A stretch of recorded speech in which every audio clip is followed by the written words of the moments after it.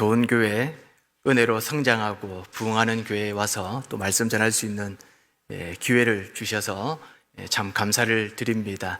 오늘 하나님께서 또 저와 여러분들에게 귀한 말씀의 은혜를 주실 줄 믿습니다. 해석을 잘 하시고 여러분들의 삶이 풀어지고 열리는 역사가 있으시기를 주님의 이름으로 축원합니다. 오늘 저는 이 본문을 통해서 해석만 잘해도 인생이 풀린다라는 제목으로 함께 말씀을 나누도록 하겠습니다. 한 대기업에서 사원들 1000명을 대상으로 무기력증에 대한 조사를 하였습니다. 최근에 무기력증을 느낀 경험이 있습니까? 라는 질문에 직원들의 58.9%가 그런 적이 있다고 대답하였습니다. 직급별로 분석을 해보니 과장급이 63%, 차장과 부장급이 54%, 사원이 48%였습니다. 보통 회사에서 과장급 정도 되면 회사를 위해 가장 일을 열심히 했던 사람들입니다. 청춘을 회사를 위해 바쳤던 사람입니다. 나름 직무수행 평가에서도 인정받았기에 과장급으로 올라갈 수 있었습니다. 그런데 왜 유독 과장급 그룹에서 무기력을 호소하는 비율이 높았을까요? 이유로는 일에 대한 회의가 든다라는 답변이 있습니다. 그동안 회사를 위해 자기를 아끼지 않았고 건강까지 돌보지 않으며 일했는데 돌아오는 게 생각보다 만족스럽지 못하다는 것입니다. 내가 열심히 여기서 일한들 나의 미래가 있겠느냐는 회의가 찾아왔다라는 것이죠. 사람들에게 무기력증이 찾아왔을 때 어떻게 대처해야 할까요? 전문가들은 무기력을 그냥 놔두면 우울증으로 변하기 때문에 조치를 취해야 한다고 말합니다. 빨리 무기력으로부터 탈출해야 한다는 것입니다. 그런데 이 설문조사가 그저 한 기업의 직장인들만의 이야기가 아닙니다. 이 가정의 주부들에게도 문득 그냥 마음속에 드는 생각이 있습니다. 내가 이렇게 살아서 뭐 하나? 자식들과 또 남편 뒷바라지하면서 살았는데 정작 나의 인생은 어디로 갔지라는 생각이 찾아오는 경우가 있습니다. 자기의 꿈과 또 자기의 현실에 대한 어떤 한탄스러운 그런 이야기들이 현대인들에게 많이 있다라는 것입니다. 사람이 평생 동안 꾸는 꿈의 횟수를 알고 계십니까? 수면 연구에 따르면 한 사람이 평생 약 10만 번 이상의 꿈을 꾼다고 합니다. 때론 소위 개꿈이라고 하는 꿈을 꿀 때가 있고 어떤 경우에는 나의 삶에 가장 가까운 환경에 맞는 꿈을 꾸기도 합니다. 그런데 흥미로운 것은 성경에도 잦은 빈도로 꿈 이야기가 등장하고 있다는 것입니다. 이 고대 근동과 이스라엘에서는 꿈이 단순한 무의식의 표출이 아니라 신의 메시지, 곧 신탁으로 받아들여졌습니다. 꿈은 신적 계시의 매개처였습니다. 특히 애국과 바벨론, 또 아수르와 같은 이 주변 문화에서도 꿈은 신들이 인간에게 말하는 주요 수단 중 하나로 여겨졌습니다. 이것은 성경에도 그대로 반영되어 하나님께서 꿈을 통해 뜻을 나타내시는 장면이 자주 나옵니다. 이스라엘 내에서도 꿈은 하나님과의 교통수단으로 인식되었지만 모든 꿈이 하나님의 계시라고 간주되지는 않았습니다. 오히려 예레미야 선지자는 거짓 선지자들이 거짓 꿈을 말하며 하나님의 이름을 도용한다고 강력히 경고하기도 하였습니다. 성경은 꿈이라는 언어를 결코 가볍게 다루지 않고 있습니다. 성경 전체를 살펴보면 약 120회 이상 꿈과 관련된 장면이 등장합니다. 그 중에서도 직접적으로 하나님의 뜻이 드러나는 꿈만 해도 신구약을 합쳐 약 30번 정도 기록이 되어 있습니다. 신앙생활을 오랫동안 하신 분들은 성경 속에 등장하는 꿈 이야기를 많이 알고 계실 것입니다. 이 창세기 20장에 등장하는 아비멜렉의 꿈, 또 창세기 28장에 등장하는 야곱의 꿈, 또 오늘 우리가 살펴보고 있는 이 요셉의 꿈 이야기, 또 요셉이 감옥에 있을 때 또 술 맡은 자와 떡 맡은 자가 꾼 꿈 이야기, 또 솔로몬의 꿈 이야기, 또 다니엘서에 나오는 꿈 이야기, 또 신약에 가면 마리아의 남편 요셉의 꿈 이야기, 동방박사들의 꿈 이야기 등 많은 꿈과 환상에 대한 말씀이 성경에 등장하고 있다라는 것이죠. 자, 성경에 등장하는 꿈은 단순한 꿈이 아닙니다. 꿈으로 나라의 운명이 결정되기도 하였고 전쟁의 승패가 예언되기도 하였습니다. 더 놀라운 사실은 하나님께서 꿈을 주신 대상이 모두 신앙인이 아니었다라는 사실입니다. 믿지 않는 이방왕인 바로와 느부갓네살에게도 꿈을 주셨습니다. 심지어 그 꿈이 역사 전체의 흐름을 뒤바꿔 놓았습니다. 사람들은 꿈을 무의식의 산물이라고 말합니다. 하지만 하나님은 필요에 따라 때로 꿈을 통해 말씀하시고 꿈을 통해 인생을 바꾸시기도 하십니다. 하나님은 낮에만 말씀하시는 분이 아니라 밤에도 잠자는 중에도 우리 영혼을 두드리시며 말씀하신다는 것을 성경에 등장하는 꿈 이야기를 통해 알 수 있습니다. 자, 꿈보다 더 중요한 것은 해석입니다. 우리말로 꿈보다 해몽이 좋다라는 것이죠. 같은 상황도 해석에 따라 결과가 달라질 수 있습니다. 사람들은 오늘보다 내일이 더 나은 환경으로 바뀌길 원하고 있습니다.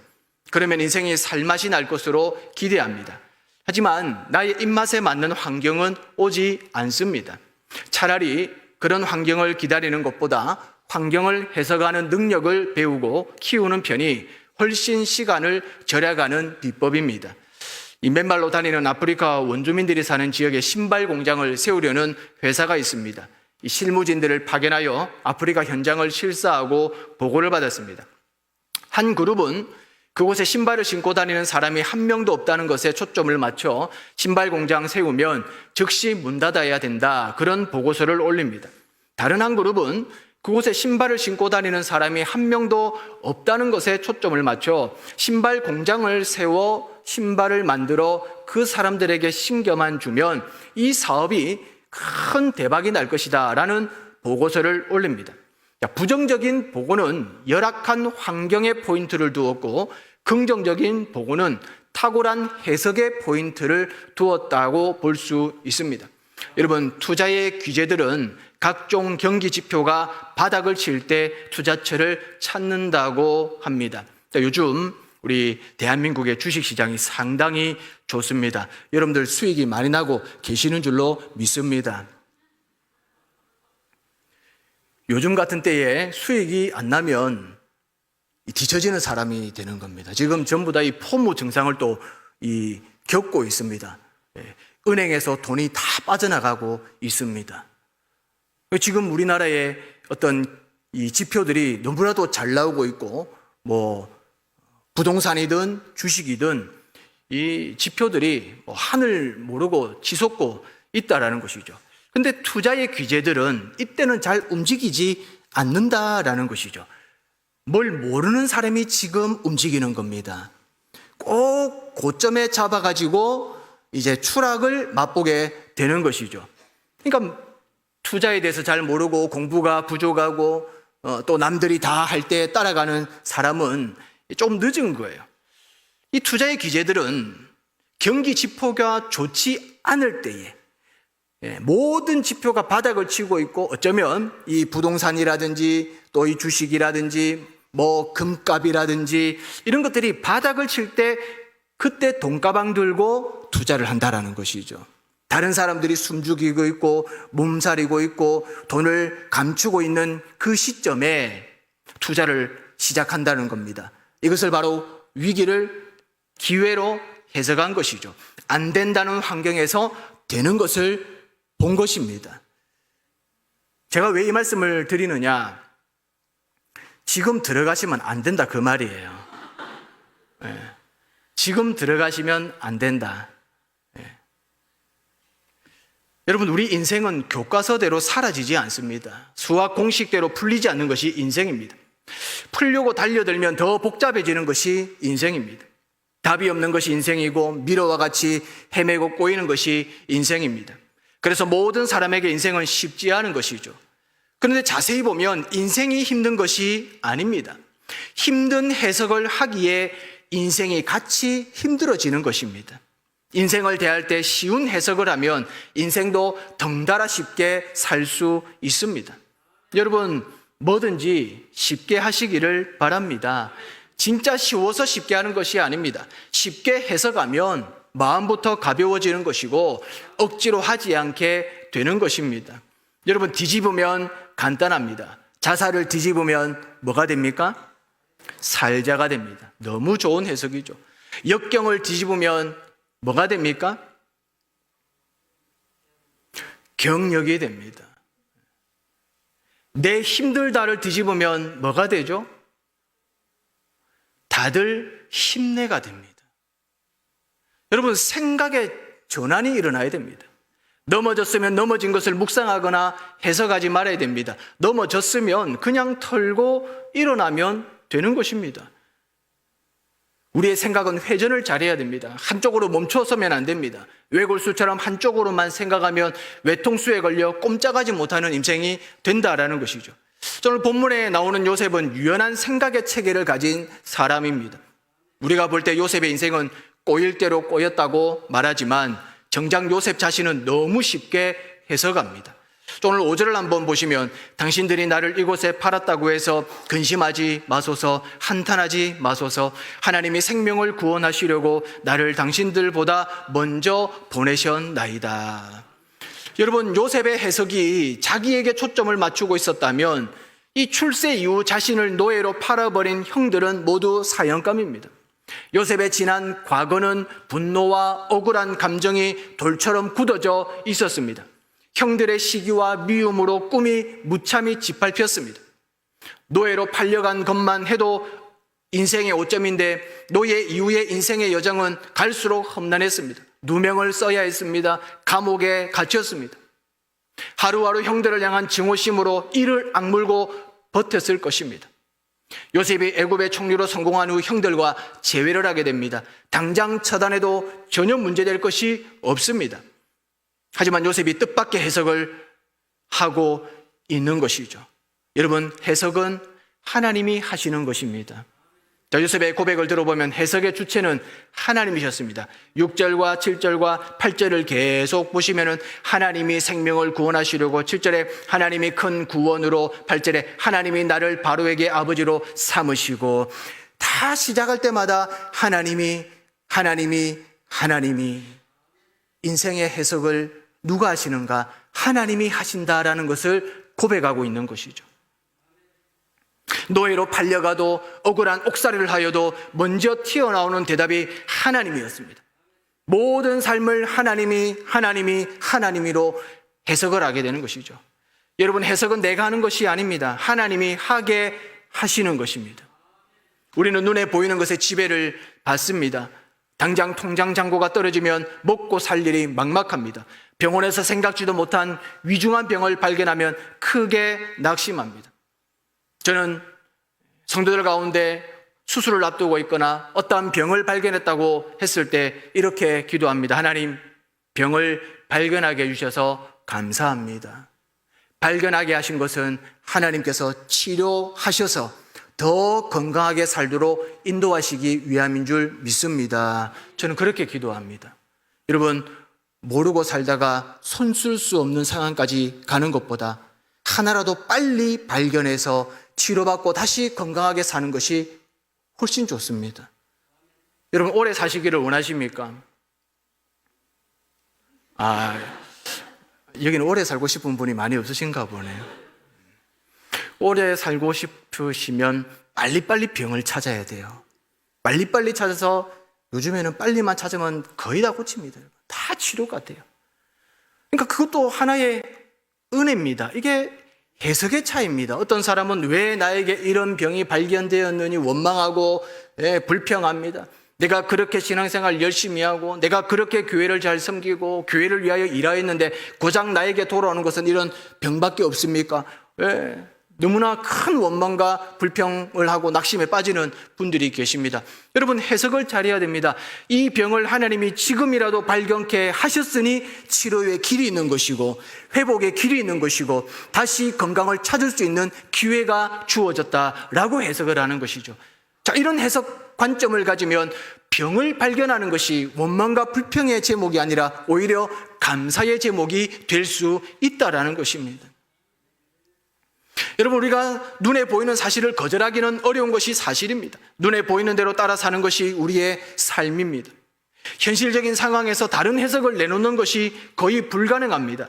그럼에도 불구하고 상상을 뛰어넘는 해석을 하는 사람들이 있습니다. 그 사람의 해석이 아니라 하나님의 해석인 것입니다. 다윗과 골리앗이 엘라 골짜기에서 진검승부를 펼치기 위해 맞서게 됩니다. 골리앗은 당대 최고의 싸움꾼이자 싸움을 즐기는 자입니다. 그러나 다윗은 물맷돌을 들고 있습니다. 골리앗은 위협적인 목소리와 욕설, 그리고 범접할 수 없는 이 육중한 몸과 장신의 키를 가졌습니다. 그에 비해 다윗은 얼굴이 붉게 물든 소년이었습니다. 아기 태를 벗지 못한 가녀린 아이에 불과한 것이죠. 싸워보지 않아도 서로 서보기만 해도 누가 승자고 패자인지 모두 알고 있었을 것입니다. 우리 이창용 담임 목사님하고 저하고 맞서서 싸우면은 여러분 안 싸워봐도 누가 이기겠어요? 누가 이기겠습니까? 대답을 안 하세요. 설마 제가 이긴다고 지금 생각을 하시고 지금 죄송스러워서 답을 못 하시는 겁니까? 목사님하고 저하고 딱 이렇게 서면 누가 이길 것 같아요? 말씀 잘 하셔야 됩니다, 여러분. 저는 설교 마치고 가요. 목사님 계속 같이 하셔야 됩니다. 목사님 키 상당히 크시잖아요. 그렇죠? 체격도 있으시고, 저는 목사님보다 키도 작고 호리호리 하잖아요. 현대판 골리앗하고 다윗이라 약간 생각하시면 돼요. 물론 결론은 아시니까 그래 생각하시고. 여러분 안 싸워봐도 됩니다. 딱 서면요 벌써 이 기가 딱 눌리게 돼 있어요. 예. 그러니까 다윗과 골리앗이 그런 관계였다라는 것이죠. 싸워보지 않아도 그걸 지켜보는 사람들은 다 알고 있는 거예요. 어느 쪽으로 기울지, 어느 쪽으로 승리가 주어질지 다 아는 것입니다. 그런데 그때 정적을 깨트리는 다윗의 한마디가 울리게 됩니다. 사무엘상 17장 46절에서 47절 보면 오늘 여호와께서 너를 내 손에 넘기시리니 내가 너를 쳐서 내 목을 베고 블레셋 군대의 시체를 오늘 공중의 새와 땅의 들짐승에게 주어 온 땅으로 이스라엘의 하나님이 계신 줄 알게 하겠고 또 여호와의 구원하심이 칼과 창에 있지 아니함을 이 무리에게 알게 하리라. 전쟁은 여호와께 속한 것인즉 그가 너희를 우리 손에 넘기시리라. 여러분 다윗의 정신으로는 이런 멘트가 나올 수 없습니다. 거인 골리앗 앞에 압도당하는 것이 현실적인 분위기입니다. 자, 그런데 어떻게 이런 고백을 할 수 있었을까요? 하나님이 다윗의 입을 통하여 말씀하신 것이죠. 나라의 존폐가 걸린 전쟁에서 하나님의 해석이 다윗의 입을 통하여 터져 나온 것입니다. 그 현실을 있는 그대로 해석하는 것이 아니라 현실 너머의 하나님의 해석이 다윗을 통하여 나온 것이죠. 싸움의 확률을 뒤집어버리는 해석이 나온 것입니다. 결과는 어떻게 되었습니까? 하나님의 해석대로 되었습니다. 다윗이 고백한 믿음의 해석대로 결과가 나왔습니다. 여러분 하나님이 해석하시면 그 해석대로 결론이 나는 줄 믿으시기를 바랍니다. 믿음의 핵심은 해석입니다. 믿음의 해석은 안 된다고 말할 때 된다고 말할 수 있는 것이 믿음의 해석입니다. 여러분들의 인생을 여러분이 해석하려고 하지 마십시오. 우리 안에서는 현실을 초월하는 해석이 나올 수 없습니다. 하나님께 해석권을 이양하시기를 바랍니다. 해석이 달라지면 인생이 달라지는 것입니다. 다음으로 살펴볼 것은 속단하지 말고 하나님의 해석을 기다려야 한다는 것입니다. 요셉의 인생이 안 풀려도 너무 안 풀립니다. 요셉은 하나님을 의식하면서 보디발 아내의 유혹을 뿌리쳤습니다. 그런데 결과는 억울한 누명을 쓰고 감옥행에 처하게 되죠. 보통 이럴 때 신앙이 실족당하게 됩니다. 가장 많이 던지는 질문이 하나님은 살아 계신가? 내가 믿는 하나님이 진짜인가? 라는 질문을 하게 되죠. 우리 삶에 이런 황당한 일들이 무수히 일어납니다.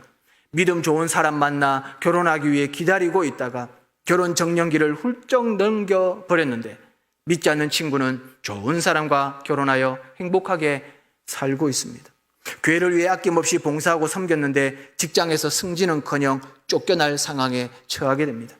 나는 하나님을 위해 사는데 하나님은 나를 돌보지 않는 것 같습니다. 하지만 당장 눈에 보이는 결과만을 가지고 급하게 속단하면 안 됩니다. 내가 믿음을 지키고 있고 하나님이 기뻐하시는 대로 살고 있다면 결과에 집착할 필요가 없습니다. 처한 현실보다 하나님의 해석을 기다려야 합니다. 하나님은 필요에 따라 우리를 사망의 음침한 골짜기로 인도하십니다. 그때 우리는 죽는 줄로만 압니다. 하지만 사망의 음침한 골짜기를 지나가더라도 죽지 않으면 되는 것이죠. 힘들 수는 있습니다. 어려울 수는 있습니다. 그러나 죽지 않으면 되는 거예요. 여러분, 어떤 시련이 있어도 끝까지 하나님이 인생을 해석해 주기까지 버티는 자에게는 모든 면에서 결코 손해되는 것이 없는 줄 믿으시기를 바랍니다. 지금 일이 잘 풀리지 않는다고 한탄하지 마십시오. 하나님은 지금보다 더 좋은 일을 계획하고 계시는 줄 믿습니다. 지금 안 된다고 속단하지 마십시오. 몇 배나 잘 될 일을 하나님이 준비하고 계십니다. 여호와 이레의 하나님이시죠. 아브라함이 이삭을 모리아산으로 데리고 올라가서 번제로 드리려고 할 때 하나님은 이미 여호와의 산에서 이삭 대신 순양을 준비해 놓고 계셨습니다. 아브라함에게 명령을 내리시기 전부터 하나님은 이미 그것을 준비해 놓고 계셨다라는 것이죠.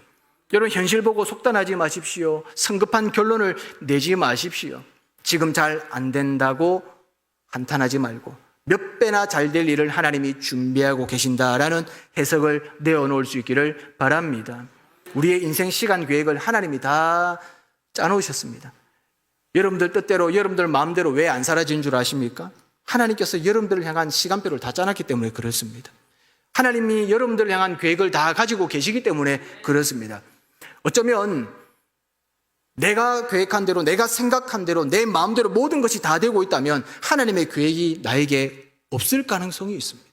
그러나 내가 아무리 노력하고 애를 쓰고 내 인생을 잘 살아보려고, 계획대로 살아보려고 애쓰고 힘써도 자꾸 방향이 틀어진다면 하나님이 나를 향한 다른 계획, 하나님이 나를 위해 더 좋은 일을 준비하고 계시는 것으로 받아들일 수 있기를 바랍니다.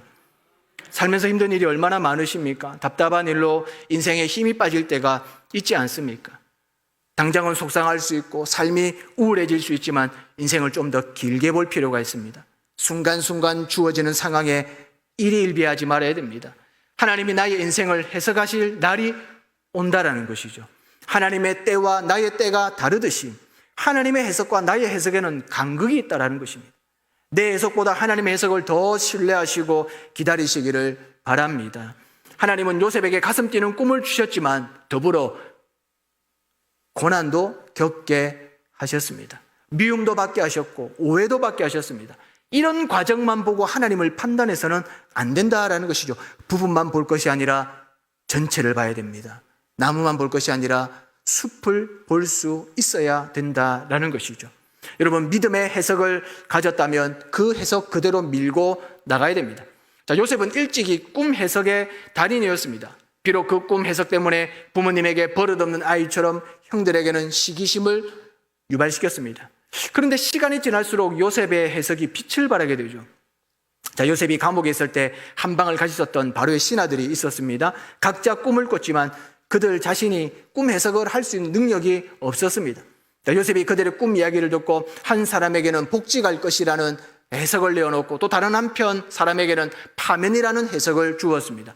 자, 며칠 후 해석대로 한 사람은 애굽 왕궁에 복직이 되고 한 사람은 파면당하는 결과가 나타났습니다. 자, 요셉의 꿈 해석이 바로에게 소문으로 들려지게 되죠. 자, 이제는 누가 꿈을 꾸는가? 바로가 꿈을 꾸는데 바로 역시 해석을 하지 못해 답답함을 느끼고 있었습니다. 왕이 꾼 꿈이었기에 신하들이 꾼 꿈의 무게가 다릅니다. 국가의 흥망성쇠를 담고 있는 내용이라고 볼 수 있는 것이죠.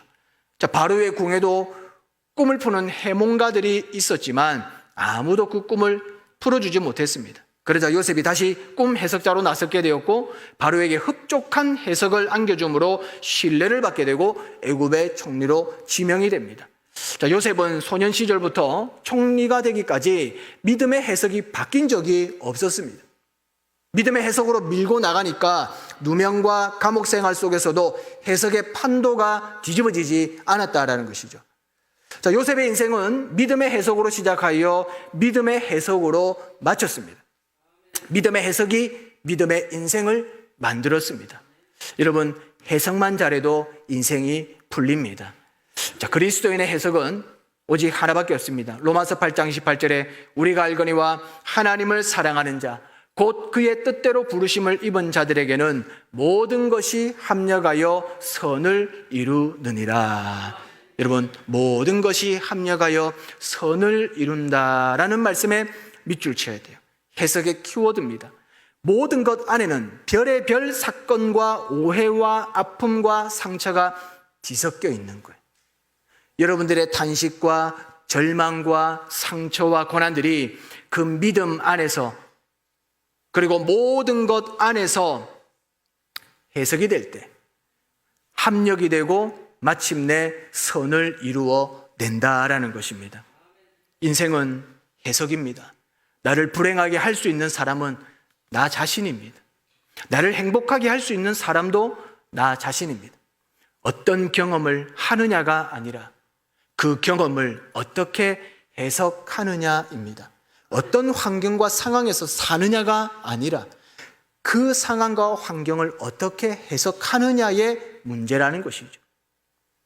결론의 말씀입니다. 해석은 하나님이 하십니다. 나의 인생을 속단하지 마시고 하나님의 해석을 기다리시기를 바랍니다. 그리고 믿음의 해석으로 끝까지 밀고 나가시기를 바랍니다. 여러분들의 부정적인 상황, 힘든 현실, 복잡한 인생이 하나님의 손에 들려 해석되어질 때 마침내 합력하여 선을 이루는 삶이 될 줄로 믿습니다. 해석만 잘해도 인생이 풀립니다. 현실을 해석하지 마시고 현실을 믿음으로 해석할 수 있는 눈이 열리시고 현실을 믿음으로 해석할 수 있는 실력이 키워지시기를 주님의 이름으로 축원합니다.